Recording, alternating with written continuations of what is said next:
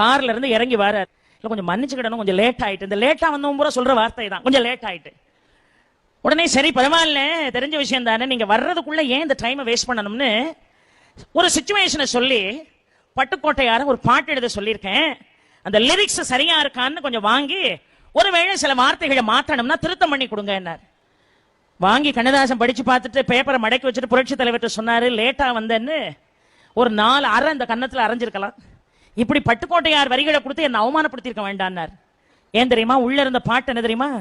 போர் படை தன்னில் தொங்கியவன் வெற்றி இழந்தான், போர் படை தன்னில் தூங்கியவன் வெற்றி இழந்தான், உயர் பள்ளியில் தூங்கியவன் கல்வி இழந்தான், கடை தன்னில் தூங்கியவன் முதல் இழந்தான், கொண்ட கடமையில் தூங்கியவன் புகழ் இழந்தான். உன் போல் பொறுப்புள்ள மனிதரின் தூக்கத்தினால் பல பொன்னான வேலையெல்லாம் தூங்குதப்பா.